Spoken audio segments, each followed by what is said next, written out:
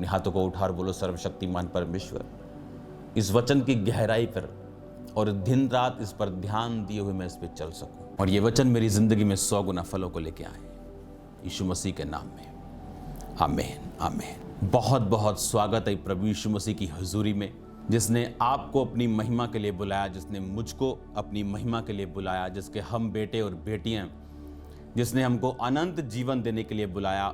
उसका जीवन इसी जीवन तक सीमित नहीं, बाइबल कहती उसने हमें स्वर्ग में उसके अधिकारी होने के लिए, और वहां भी बाइबल कहती है आपका घर तैयार हो रहा है। कितना आनंद और कितना आशा से भरे हुए वो लोग हैं जिनका ध्यान स्वर्ग की ओर है, क्योंकि हम जानते हैं इस धरती के मसले आज नहीं तो कल सॉल्व होने वाले हैं यीशु मसीह के नाम में।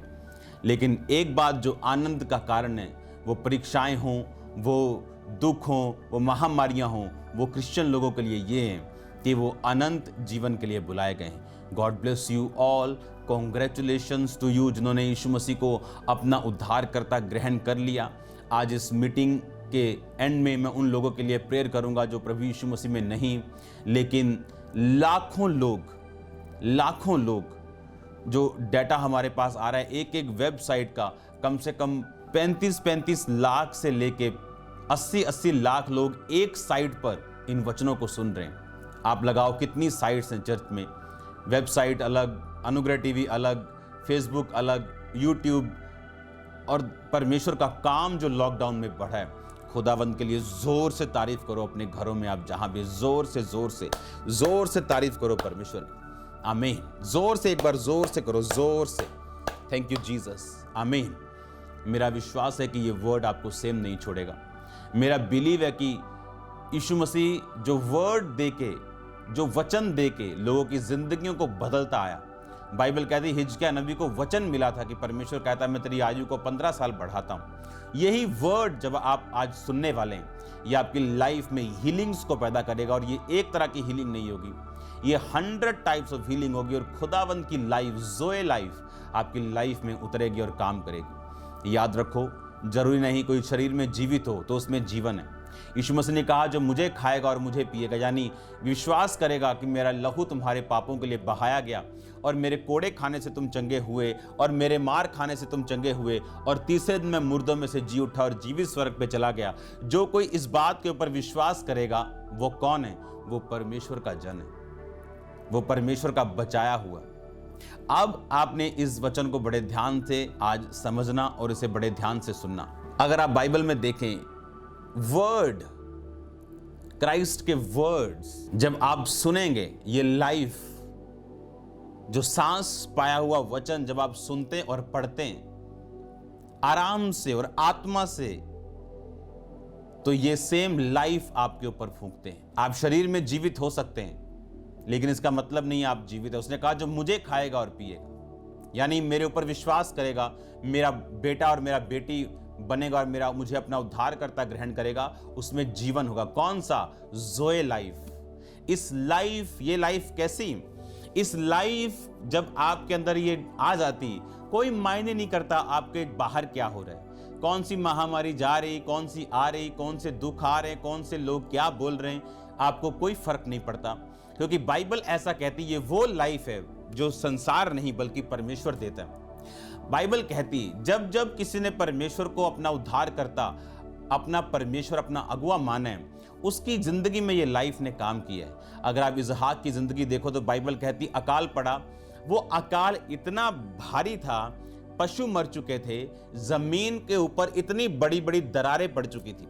यीशु मसीह के पिता यानी हमारे पिता और हमारे परमेश्वर प्रभु यीशु मसीह ने, यहोवा पिता ने कहा कि तू उसी देश में रहेगा जहां मैं तुझको बोलूंगा, इस देश को तू छोड़ के नहीं जाएगा।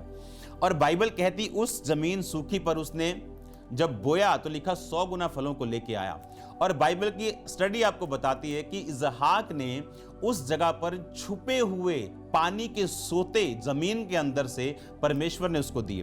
पानी के सोता मिलने का मतलब ये था कि आज से आप लगा लो कि आपको कहीं सोने के भंडार मिल गए हो, कहीं आपको पेट्रोलियम के भंडार मिल गए हो, कहीं आपको पीतल के, कहीं किसी को चांदी के, किसी को क्रोम के आपको पहाड़ मिल गए हो।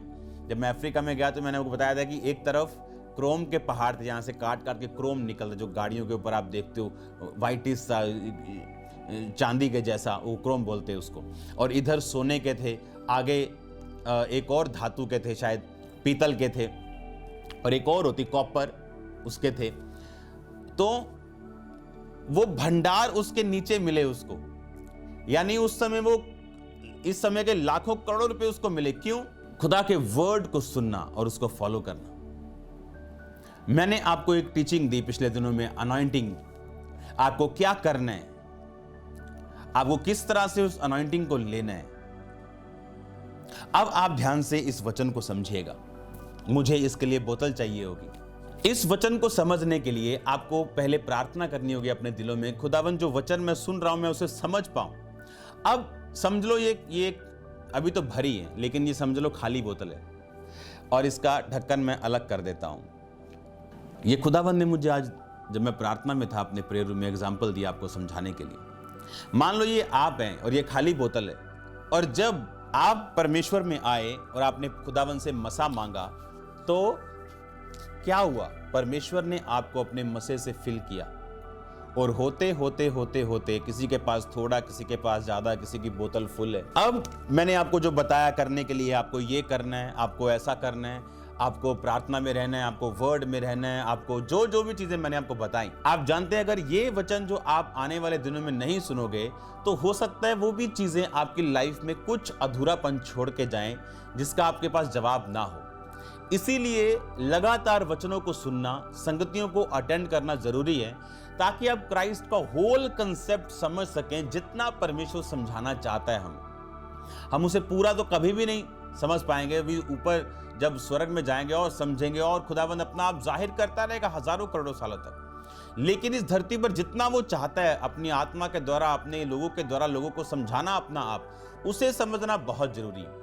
इसीलिए जब लोगों के पास अधूरी नॉलेज होती है, वो परमेश्वर पर शक करने लगते हैं, वो परमेश्वर की बेहतरी पर, उसकी गुडनेस पर शक करने लगते हैं। इसीलिए 1/3 स्वर्गदूत भरमाए गए थे। आज भी शैतान दूतों के पास जाता है। बाइबल कहती है जब वो अय्यूब के लिए परमेश्वर के पास लड़ने के लिए गया, तो वो स्वर्गदूतों के बीच में था, और परमेश्वर ने पहचान लिया और शैतान इनके बीच में क्या कर रहा है, क्योंकि शैतान दूतों के पास आज भी जाता है उन्हें भरमाने के लिए। तो सोचो कितनी कन्विंसिंग बातें वो बोलता होगा, कितनी क्लियर बातें, और कितनी उसकी बातें कितनी जेन्युइन और फैक्ट से भरी लगती होंगी कि 1/3 स्वर्गदूत जो परमेश्वर को देखते थे उसको उसने भरमा दिया, और कितने करोड़ स्वर्गदूत गिर गए जो आज शैतानी शक्तियों के रूप में धरती पे काम कर रहे हैं। तो इसका मतलब क्या कि क्राइस्ट के वर्ड को सुनना बहुत, और उसको समझना, पूरा समझना बहुत जरूरी है। अब जो बोतल आपकी भरी है वो उस, समझ लो, उस वचन के कारण है जो आपको मिला, उस पवित्रताई के, उस प्रार्थना के, उस अभिषेक के, उस संगति में रहने के कारण अच्छी संगतियों में आप रहे हो। अब ये आपकी बोतल भरी हुई है, लेकिन क्या आप इस भरी हुई बोतल को अपने बैग में डाल के कहीं लेके जा सकते हो? आप बोलोगे लेके जा सकते हो, पर मैंने इसका ढक्कन अभी नहीं लगाया।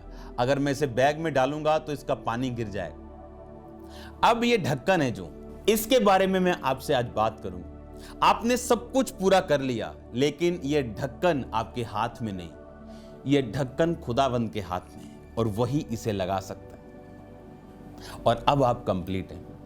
जो मैं ये वर्ड दे रहा हूं, आप ये लगा लो कि ये बोतल तो नहीं है, आपने मेन पार्ट तो खत्म कर लिया, आपने मेन हिस्सा तो ले लिया, आपने वो तो फिल हो गए, लेकिन अगर ढक्कन ना हो तो ये भी पूरी काम में नहीं आएगा। आप इसे पी सकते हो, रख सकते हो, लेके नहीं जा सकते। और इस ढक्कन को लगाने वाला कोई इंसान नहीं, ये सिर्फ परमेश्वर है, इसको कोई नहीं लगा सकता। आज उस विषय में मैं आपसे बात करूंगा, और ये विषय है फेवर, जिसको आप अनुग्रह भी बोल सकते हो। अनुग्रह, आपने सब कुछ कर लिया। इस बात के लिए जब अगर आपके दिल में ये चीज आ गई कि मैं पूरी पवित्रताई में, मेरी प्रेयर बड़ी शानदार है, मैं रोजे भी बड़े रखता हूं, मैं तो जी बड़ा तगड़ा धर्मी बन गया हूं, हो सकता है परमेश्वर वो कार्य फिर भी आपकी लाइफ से ना करें, जब तक आप इस बात के लिए ना समझें कि जो कुछ भी मैंने कर रहा हूं, जो मैं किया, वो खुदावंद के अनुग्रह से है।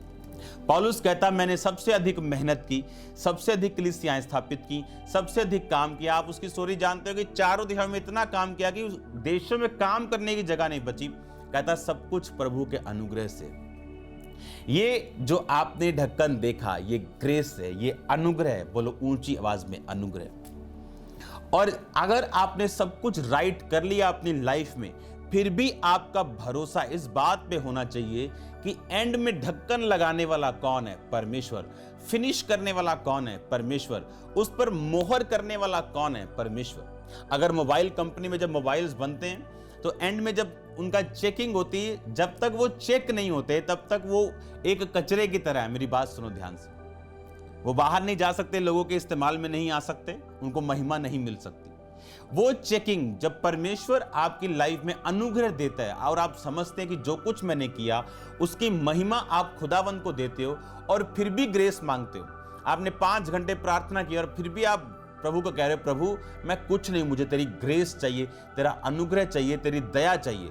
That's it. अगर वो ढक्कन लग गया, आप फुली पैक्ड हो, आप तैयार हो देशों तक जाने के लिए। आपकी फैमिली तैयार है, आपका घराना तैयार है यीशु मसीह के नाम में, और आप बिल्कुल रेडी हैं मास्टर प्लान में परमेश्वर के, और आप बिल्कुल तैयार है। खुदावंद जबरदस्त रीति के साथ वो आपको यूज करेगा। अगर आपने ये बात को समझ लिया कि एंड में कंप्लीट करने वाला कौन? जिस नगर की रक्षा यहोवा ना करे, जागने वाले का परिश्रम व्यर्थ है। बात ये नहीं है कि कोई मेहनत करेगा तो सफल होगा। कहते हैं मेहनत सफलता की कुंजी है। ये एक अधूरा सच है, ये पूरा सच नहीं है, ये एक अधूरा सच है। क्या आप जानते हैं आज बेस्ट क्रिकेटर्स जिनको आप देखते हो टीवी पे, उनसे अच्छा क्रिकेट खेलने वाले गलियों में मौजूद है। आज बेस्ट एक्टर जिनको आप बोलते हो क्या एक्टिंग करता है भाई, उनसे बेस्ट, उनसे 10 गुना ज्यादा एक्टर इंडिया में मौजूद है। कहां प्रॉब्लम हुई? फेवर। फेवर मतलब अनुग्रह। जब फेवर आपकी लाइफ के ऊपर आता है, आपकी मेहनत सफल होती है। अगर मेहनत नहीं होगी फिर तो हम खड़े जीरो पे हैं। फिर क्या अनुग्रह और क्या चीज। एक वर्ड मैं आपके लिए पढ़ता हूं और आप उसे सुनेंगे। नीति वचन 3 उसकी 1 से लेके 4 आयत तक। हे मेरे पुत्र, मेरी शिक्षा को ना भूलना, अपने हृदय में मेरी आज्ञाओं को रखे रहना, क्योंकि ऐसा करने से तेरी आयु बढ़ेगी और तू अधिक कुशल से रहेगा। कृपा और सच्चाई तुझसे अलग ना होने पाए, वरन उनको अपने गले का हार बनाना और अपनी हृदय रूपी पट्टिया पर लिखना। तब तू परमेश्वर और मनुष्य दोनों का अनुग्रह पाएगा, तू अति प्रतिष्ठित होगा। तू परमेश्वर और मनुष्य दोनों का अनुग्रह पाएगा। किस अनुग्रह की परमेश्वर बात कर रहा है इसमें? आज हम एक परफेक्ट एग्जाम्पल बाइबल में से देखेंगे।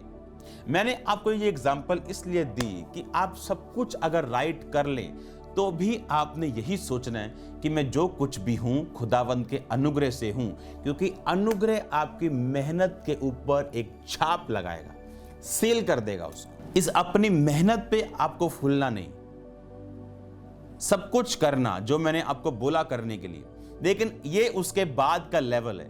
जब आप सब कुछ कर लेते तो अपनी माइंड सेट को किस तरह से तैयार करना। आप जानते हैं mind set is the biggest setting. अगर आपका माइंड सेट है तो बिगेस्ट सेटिंग में आप घुस गए, आपकी सेटिंग हो गई, फाइनेंस की, शरीर की, सब चीजों की अपने आप हो जाएगी अगर माइंड सेट हो गया। माइंड सेट, आप जानते हैं जिस दुनिया में करोड़ों खरबों डॉलर्स खर्च किए जाते हैं माइंड प्रोग्रामिंग के ऊपर, माइंड को सेट कैसे करना है, इसको फोकस कैसे करना है, माइंड को, मन को फोकस कैसे करना है, इसको सेट कैसे करना है। अगर आपने ये चीज समझ ली, मैं मेहनत करूंगा, मैं प्रेयर करूंगा, मैं अच्छी संगति में रहूंगा, जो कुछ खुदावंद का वचन कहता है मनन करने, मेडिटेशन करने के लिए, बोने के लिए मैं सब कुछ करूंगा। उसके आगे ये है कि उस मेहनत के ऊपर सील लगा के उसको बंद करना, उस फल लेके आना, ये खुदावंद का काम है। क्योंकि हम जानते हैं बहुत से मेहनती लोग हैं जो सफल नहीं हुए, पास्टर्स भी हैं जो सफल नहीं हुए। क्यों? फेवर की कमी। क्यों? अनुग्रह की कमी। और ये मांगने पे मिल सकता है, ये खुदावंद का डर रखने पे मिल सकता है। इसमें लिखा, अगर तुम मेरा शिक्षा ना भूले, अपना दिल के अंदर, अपने हार्ट के अंदर तुम मेरा डर रखे। अगर मेरा डर तेरे हृदय पे बना रहे, क्योंकि आज के वचन का टॉपिक है fear of God. Fear of God जो मैं आपसे कह रहा हूं, उस ग्रेस, उस अनुग्रह, उस कृपा, उस फेवर को पाने के लिए आप क्या करें। और यह जरूरी है क्योंकि उस भरी पानी की बोतल के ऊपर जब तक यह ढक्कन नहीं लगेगा, यह कंप्लीट नहीं। और अनुग्रह परमेश्वर का एक ढक्कन की तरह, एक सील की तरह। और यह मिलता कैसे? यह मिलता है फियर से, जब खुदावन से हम डरते हैं। यह मिलता है जब हम सारी महिमा हम परमेश्वर के नाम को देते हैं और अपना भरोसा अपनी प्रार्थनाओं के ऊपर नहीं बल्कि परमेश्वर के ऊपर रखते हैं। अब मैं ये चाहता हूं कि इस वचन को जो आपने पढ़ा, उसने कहा तू परमेश्वर और मनुष्य, इसका मतलब क्या? लोग बोलते हैं ओ मैं आता जी डायरेक्टर आप बनू मानदा, मैनू कहे बंदे दी नहीं लोड़। वचन कहता तू परमेश्वर और मनुष्य, पहला परमेश्वर और मनुष्य दोनों का अनुग्रह पाएगा। जब परमेश्वर आपसे खुश होगा, आपको हेल्पर देगा, वो अपने मैन को सेंड करेगा, अपने लोगों को आपके पास भेजेगा। और अगर वो आपसे ना खुश होगा, वो गलत लोगों को आपकी लाइफ में भेजेगा। और अगर वो आपसे खुश होगा, वो सही लोगों को आपके पास भेजेगा। अगर वो आपसे ना खुश होगा, वो आपको फेक लोगों के पास भेजेगा। आप उनकी झूठी बातों की ओर ध्यान देंगे और ये बड़ी डेंजरस चीज होगी। और फ्यूचर में आपको मालूम होगा कि हाँ, जो मैं अब कह रहा हूं आपसे वो सही है। अब ये अनुग्रह परमेश्वर का और मनुष्य का। अब आपने ये सुन लिया कि अनुग्रह क्यों चाहिए, क्योंकि ये लास्ट सील है, ये स्टैंप है। जब तक ये नहीं होगी हम कंप्लीट नहीं। और अब ये मिलेगा कैसे? अब इन विषयों के ऊपर हम बात करेंगे कि जब परमेश्वर का डर हमारी लाइफ में होगा, हम इस ग्रेस को हासिल करेंगे। मैं चाहता हूं आप एस्तर की पुस्तक को निकालें। एस्तर की पुस्तक, उसका 2 बाब, उसकी 7 से लेके 9 आयत। उसने हदस्सा नामक अपनी चचेरी बहन को, जो एस्तर भी कहलाती थी, पाला पोसा था, क्योंकि उसके माता पिता कोई ना थे और उसके लड़की सुंदर और रूपवती थी। और जब उसके माता पिता मर गए, तब मोर्दके ने उसको अपनी बेटी करके पाला। जब राजा की आज्ञा और नियम सुनाए गए, तो बहुत सी युवतियां शूशन गढ़ में हेगे के अधिकार में इकट्ठी की गईं। तब एस्तर भी राजभवन में स्त्रियों के प्रबंधक हेगे के अधिकार में सौंपी गई। वह युवती उसकी दृष्टि में अच्छी लगी और वह उससे प्रसन्न हुआ। तब उसने बिना विलंब उसे राजभवन में से शुद्ध करने की वस्तुएं और उसका भोजन, उसकी चुनी हुई 7 सहेलियां भी दी और उसको और उसकी सहेलियों को रनवास में सबसे अच्छा रहने का स्थान दिया। अगर आप ध्यान से इसको फिर से पढ़ें कि उसको सबसे अच्छा रहने का स्थान मिला, बाकी सब लोगों से भी अधिक। इंग्लिश में लिखा, अगर आप पढ़ें, एंड मेडन प्लीज्ड, जो हेगे था प्लीज्ड हुआ, and obtain his favour. Obtain his favour, जिस फेवर की मैं बात कर रहा हूं, यहां लिखा उसके फेवर को ऑब्टेन किया एस्तर ने। और अगर आप आगे पढ़ेंगे इसको, तो लिखा राजा ने भी एस्तर को बाकी स्त्रियों से अधिक कृपा की, उसके सिर पर राज मुकुट रखा और उसको फेवर दिया। अगर आप इसकी स्टोरी को पढ़ें तो एस्तर यहोवा को मानने वाली, अपने चचेरे भाई, अपने कजन के हाथों वो पली थी, क्योंकि उसके माता पिता नहीं थे। और बाइबल कहती यहूदी परंपराओं में वो बड़ी हुई थी। इसीलिए अगर आप उसकी स्टोरी को ध्यान से पढ़ेंगे तो उसके सारे जितने भी उसकी बातें थी, उसके कैरेक्टरिस्टिक्स थे, उसकी सब चीजें थी, वो सारी धर्मी के जैसी थी। कैसे? बाइबल कहती जब ये राजा एक नई रानी को चाहता था और सब कुंवारी लड़कियां उसके पास भेजी गई, तो लिखा एस्तर ने जब वापस आने पे उनको इनाम मिलते थे तो वही लिया जो उसके लिए ठहराया गया था, लालच नहीं किया। एस्तर का जो पालन था वो एक यहूदी परंपराओं के मुताबिक हुआ था। अगर आप आज भी इज़राइल में चले जाएं, जो लोग यहूदी, अगर आप स्टडी करें तो उनकी लड़कियां जो हैं, सबसे कम दुनिया में जो यूट्रस कैंसर है वो इज़राइल की लड़कियों को है, क्योंकि उनको बचपन से सिखाया जाता है कि तुमने पवित्रताई में रहना, तुमने शादी से पहले किसी बंदे के साथ सोना नहीं, सेक्स नहीं करना। और इसमें वही परंपराएं उसके पास थी।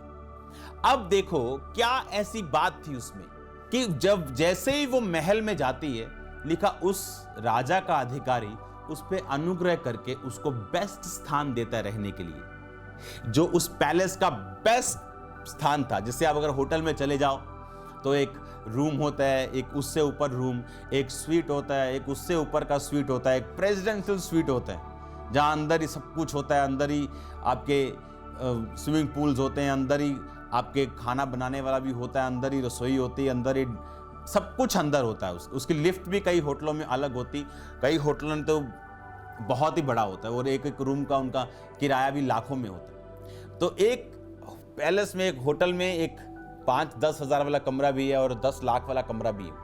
तो लिखा उसको बेस्ट रूम रहने के लिए मिला। क्यों?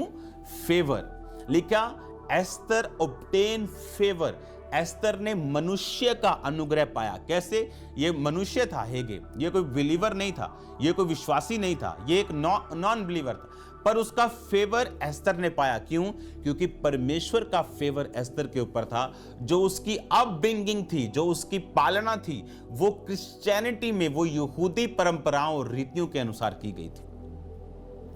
तो इसमें अगर आप ध्यान से चेक करें तो ये ग्रेस उस पे इसलिए थी क्योंकि वो परमेश्वर के वचनों के अनुसार पाली और पोसी गई थी। इसका सबूत मैं आपको इस बात से दे सकता हूं कि मुर्दके जिसने उसको पाला था, जब हमान एक ऐसी जाति से निकला था जो यहूदियों के खिलाफ थी, और उस जाति को खत्म करने के लिए परमेश्वर ने अपने राजाओं को निर्देश दिए थे, पर उन्होंने उस जाति को खत्म नहीं किया और परमेश्वर इस बात से नाराज हुआ था और उन राजाओं को हटा दिया था। जब वो वंश आगे हुआ, उस वंश के वंश था हामान, उस वंशों का वंश था हामान, और यहूदियों का वंश था मुर्दके।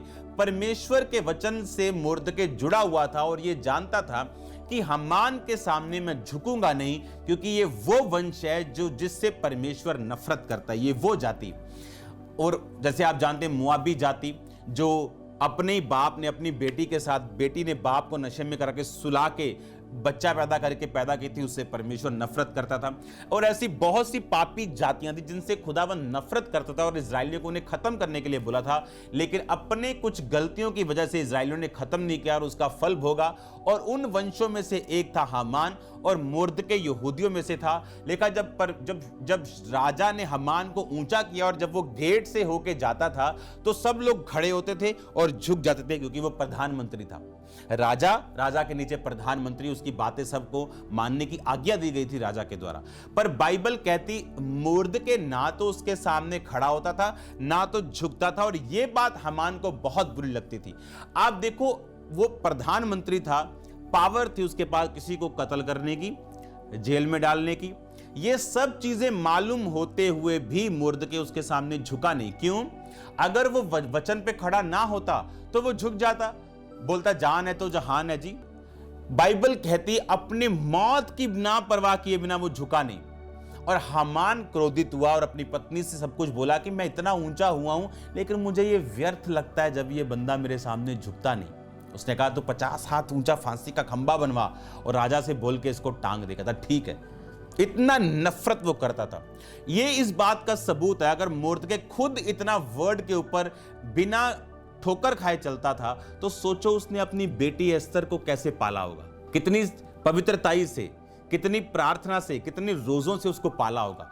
और जब बाइबल कहती, जब हामान ने कपटता करके सब यहूदियों को मारने के लिए राजा से आज्ञा ले ली और बोला कि मैं तुझको 375 टन चांदी दूंगा, क्योंकि ये एक ऐसी जाति है। हामान ने कहा तेरे राज्य के सब प्रांतों में रहने वाले देश देश के लोगों के मध्य में तितर बितर और छिटकी हुई एक छोटी सी जाति, छिटकी हुई, जिसके नियम और सब लोगों के नियम भिन्न भिन्न। वो राजा के कानून पे नहीं चलते, इसलिए उन्हें रहने देना राजा को लाभदायक नहीं। कहता है ये जो छिटकी हुई जाति है ना, ये जो यहूदी लोग हैं, पता नहीं इनके नियम सबसे ही अलग हैं। ये लंगर प्रसाद नहीं खाते जी, ये कहीं और नहीं जाते जी, इनके नियम ना राजा सबसे अलग हैं। ये तेरी बात को पालते नहीं, इनको मार दो। और बाइबल कहती राजा ने कहा ठीक है, जैसा तुझे अच्छा लगे।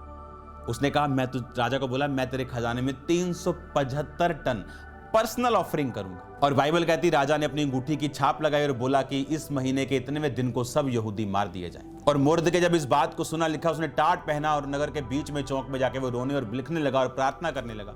और तब उसने एस्तर को एक संदेश भेजा कि हम मरने वाले हैं, इसलिए तू अपनी पोजीशन का फायदा उठा।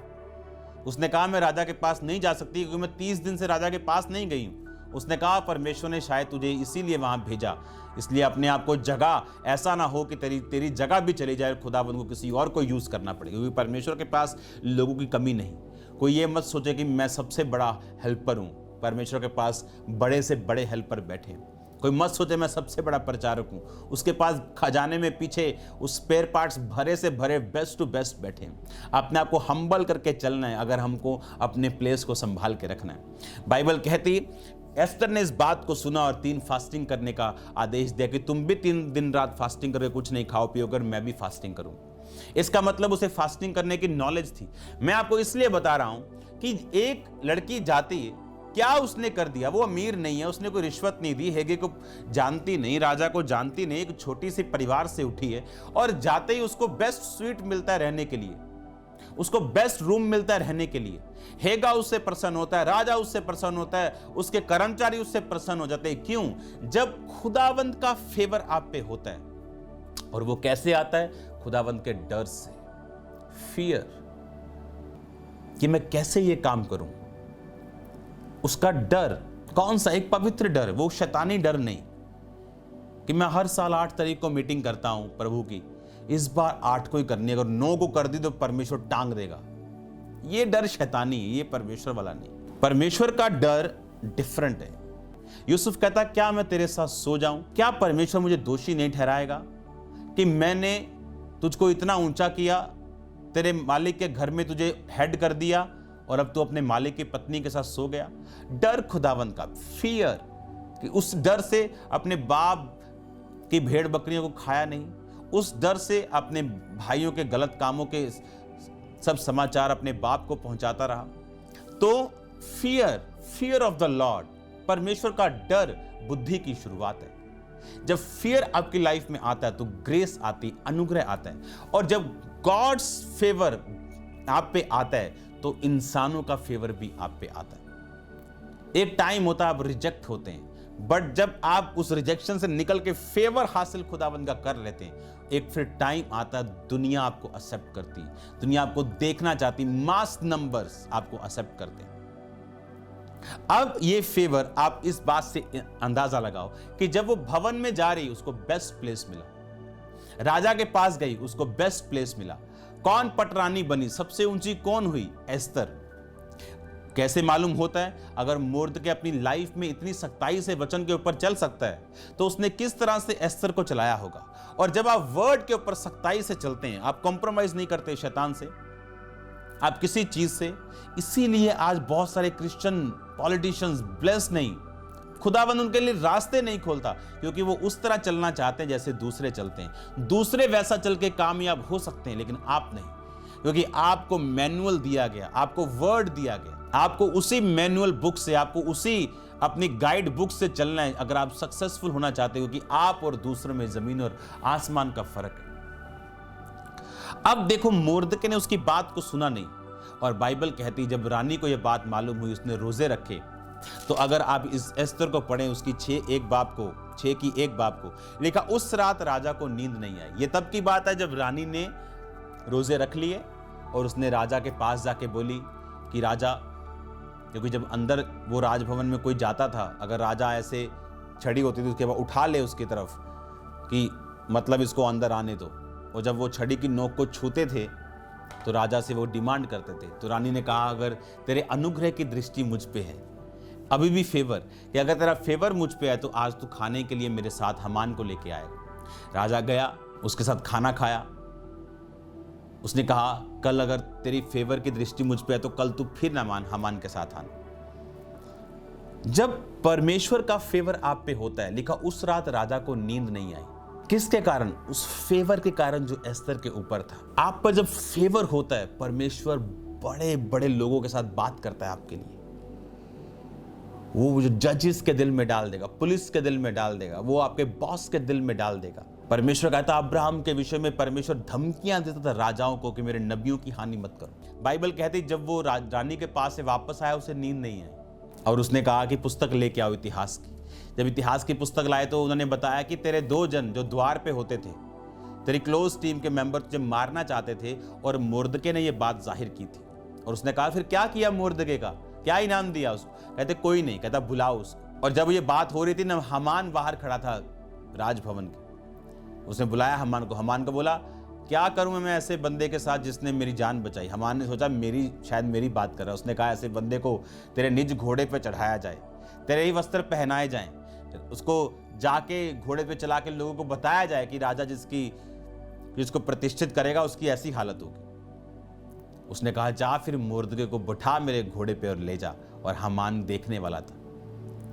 और जब हमान ने ऐसा किया, परमेश्वर ने उसे बताया कि वचन पे खड़े होने की कीमत क्या है। अब जब हमान ने फिर गेम खेल के सबको मरवाना चाहा और राजा को नींद नहीं आई, राजा ने जब देखा कि वाकई मुर्दके था जिसने मुझे ब्लेस किया, और अगले दिन जब राजा खाने के लिए गया फिर से रानी के पास, और रानी ने कहा कि मेरा प्राण राजा तू बचा ले। उसने कहा क्या हुआ? उसने कहा ये दुष्ट हमान मुझे मारना चाहता है और मुर्दके को जिसने तेरी जान बचाई। राजा गुस्सा हो गया और उस रूम से बाहर निकल गया। और जब वो राजा वापस आया तो हमान जब रानी की ओर झुका हुआ था उससे माफी मांगने के लिए, राजा को लगा ये बदतमीजी कर रहा है उसके साथ। और राजा ने उस हमान को उसी फांसी के खंबे पर लटका दिया जिस रस्सी को उसने मुर्दके के लिए बनवाया था। फेवर कैसे? जब गॉड्स फेवर आप पे आता है, जब खुदावंद का फेवर आप पे आता है, आप बाकी लोगों से अधिक ऊंचे होते हैं। और ये फेवर जब आप पे आता है, आप अलग होते हैं। और जब ये फेवर आप पे आता है तो इंसान भी आप पे फेवर करते हैं। मनुष्य, तू परमेश्वर और मनुष्य दोनों का अनुग्रह पाएगा, तू अति प्रतिष्ठित होगा। बाइबल का एक एक वर्ड ताया हुआ, जांचा हुआ, परखा हुआ। आप जानते जो वचन मैंने बाद में पढ़ा, नीति वचन 3, एक्चुअल में ये एस्तर से पहले लिखा गया है। बाइबल में बाद में है, लेकिन इसकी टाइमिंग एस्तर से पहले की है। सोचो अगर एस्तर यही पुस्तक पढ़ती होगी और मुर्दके भी यही पुस्तक पढ़ता होगा कि तू परमेश्वर और मनुष्य दोनों का अनुग्रह पाएगा। क्योंकि वर्ड था उनके अंदर कि हमने नहीं हमान के सामने झुकना, जान जाती तो जाए। Favour, God's favour. डैनियल पे वो फेवर आया। लिखा डैनियल ने राजा के कर्मचारी की आंखों में अनुग्रह पाया और वो उसको साग और पात और रोटी देने लगा। और ये फेवर किसी की लाइफ में कम, किसी की लाइफ में ज्यादा और किसी की लाइफ में बहुत ज्यादा हो सकता है। आपने डैनियल की स्टोरी को सुना, आपने शेद्रक, मेशक, अबेदनगो की स्टोरी को सुना, लेकिन आपने यहोजकेल भी सुना। आप जानते हैं सब इकट्ठी पुस्तकें हैं। यहोजकेल ने जो अनुग्रह पाया वो डैनियल से पहले और ज्यादा था। उसके बाद डैनियल ने पाया और उसके बाद शेद्रक, मेशक और अबेदनगो ने पाया।